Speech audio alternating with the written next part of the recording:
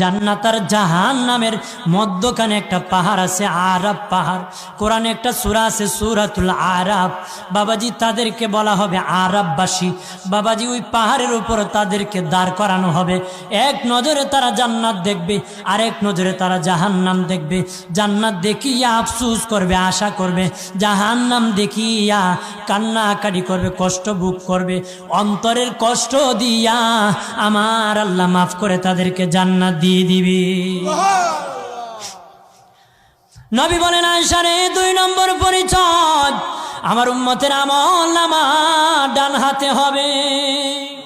যাদের আমলনামা ডান হাতে হবে রে আয়েশা, 3 নম্বর পরিচয় তারা আমার উম্মত। 3 নম্বর পরিচয় আমার উম্মতের মধ্যে অনেক শিশু বাচ্চারা ইন্তিকাল হয়েছে, ছোট্ট ছোট্ট বাচ্চারা ইন্তিকাল হয়েছে, তারা মরে গিয়েছে। হাসরের যেদিন কায়েম হবে সেদিনই জান্নাতি শিশু বাচ্চারা আমার উম্মতের সামনে দৌড়াদৌড়ি করবে, খেলাধুলা করবে। যাদের সামনে শিশু বাচ্চা দৌড়াদৌড়ি করবে তারা রাসূলুল্লাহ, আমি রাসূলুল্লাহর উম্মত। তারা এটা হলো আমি রাসূলুল্লাহর উম্মত। 3 নম্বর